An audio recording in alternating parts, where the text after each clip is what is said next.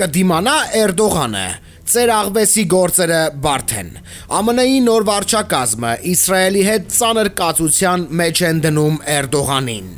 Սիրիայում Իսրայելն ամեն ինչ անում է, որպեսզի ռուսական զորքերը չհեռանան։ Սիրիան ամբողջովին Թուրքիայի տրամադրության տակ թողնելու ցանկություն չկա։ Միաժամանակ Էրդողանից ավելի ակտիվ աջակցություն է պահանջվում Իրանի հարցում, որպեսզի Թուրքիան հարաբերությունները ել ավելի վատ տարածնի Իրանի հետ։ Քրդական գործոնի վրա Իսրայելի եւ ԱՄՆ-ի ազդեցությունը միշտ մեծ է եղել։ Քրդերին Էրդողանի հետ ուղիղ երկխոսելու եւ հաշտություն կնքելու շանս չի տրվի։ Facebook-ի գովազդային լրահոսի մեծ մասը Թուրքիայում եւ Իրաքյան Քրդստանում բազմաթիվ միտինգների եւ հավաքների մասին են։ Իլոն Մասկը հրաժարվել է ամբողջությամբ փակել թուրքական ընդդիմադիրների հաշիվները X-ում։ Թուրքիայի ԱԳ նախարար Ֆիդանը մեկնել է Վաշինգտոն։ Էրդողանի իսլամիստական նեոօսմանական Թուրքիան կարծես ձեռնտու չէ ԱՄՆ-ին եւ Իսրայելին։ Ավելի նախընտրելի է դեմոկրատական, ազգայնական Թուրքիան։ Այդ դեպքում Թուրքիայի միանձնյատերը դառնում են հրյաները։ Որ Թուրքիան է Հայաստանի համար նախընտրելի։ Նախորդ դարասկզբին Օսմանյան կայսրության փլուզումը հայության համար ծանր հետևանքներ ունեցավ։ Գրել է Արա Արայանը Facebook-յան իր էջում։ Եթե հայկական կողմը շահագրգռված է խաղաղության համաձայնագրի ստորագրմամբ, ապա նա պետք է անհապաղ փոփոխի իր սահմանադրությունը, հայտարարել է Ադրբեջանի ԱԳ նախարարության խոսնակը՝ ի պատասխան Հայաստանի ԱԳ նախարարի հայտարարության, որ Բաքուն նախապայմաններ է առաջ քաշում այսպես կոչված խաղաղության պայմանագիրը ստորագրելու համար։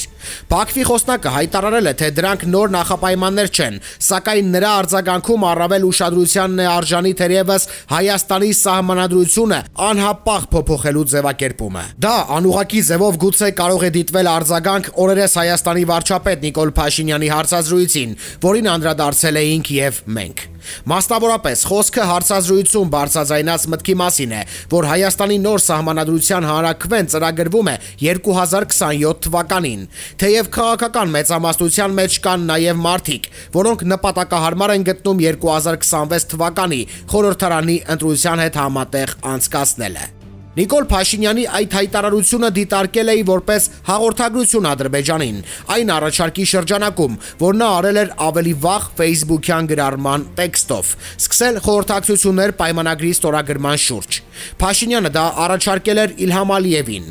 Ալիևը չի արձագանքել եւ չի արձագանքել Բաքվից ոչ ոք ուղիղ իմաստով։ Բայց անհապաղ փոփոխելու մասին ձևակերպումը ըստ էության արձագանք է հենց այդ տրամաբանության մեջ։ Ստացվում է առնվազն որպես տպավորություն, որ Ադրբեջանը չի ընդունում 2027 թվականի վերաբերյալ Հայաստանի առաջարկը։ Բայց հարց է առաջանում, արդյոք անհապաղը նշանակում է, որ Բաքուն Հայաստանից քայլեր է ակնկալում արդեն նույնիսկ 2025-ին։ Պետք չէ բացառել իհարկե, որ ակնկալիքը ոչ թե հանրաքվեն է, այլ հանրաքվե անցկացնելու գրավոր արձանագրում պարտավորություն ստանալը։ Հնարավոր է, որ Ադրբեջանն այդ իմաստով իր հերթին ակնարկում է կամ արտահայտում խորհրդակցության պատրաստակամություն, դարձյալ հեռավար տարբերակով, ինչպես իրար էին փոխանցում պայմանագրի տեքստը։ Անշուշտ պետք է հետևել, թե արդյոք Ադրբեջանն իր հռետորաբանության մեջ մշտական կիրառման է ենթարկելու Հայաստանին շտապեցնելու մոտեցումը, ի պատասխան գուցե պայմանագիրը ստորագրելու վերաբերյալ իր հասցեին շտապեցումների։